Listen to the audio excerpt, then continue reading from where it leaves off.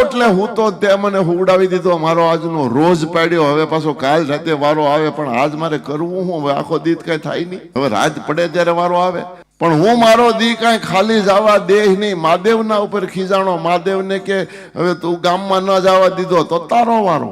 ઈ ઘૂસ્યો ચોરી કરવા મંદિરમાં. હવે શંકરના મંદિરમાં ચોરી કરવા જેવું શું હોય?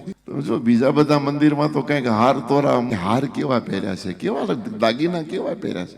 એ લક્ષ્મીનારાયણના મંદિરમાં, રાધા કૃષ્ણ માતાજીના મંદિરમાં પ્રાર્થના કરે કે તમે પહેર્યા એવા મારા જીવનમાં એકાદ વખત આપો. શંકરના મંદિરમાં જઈને કોઈ કીધું કે તમારા ગળામાં પહેર્યો એવો એકાદ આપો? નહીં. ઊંચું બાણ હતું ને એના ઉપર જલાધારી ત્રાંબાનો ઘડો, જલાધારી કહેવાય. એ જલાધારી ઊંચી હતી, એટલે આણે વિચાર કર્યો કાંઈ નહીં તો કાંઈ નહીં, જલાધારી વેચીને આજનો દીનો મારે રોજ તો પડે. હવે ચોર ને શંકર ને કઈ લેવા દેવા હોય નહીં, એટલે ઉતારવા માટે પ્રયત્ન કરે, પણ બહુ ઊંચી હતી એટલે ચડી ગયો મહાદેવની માથે.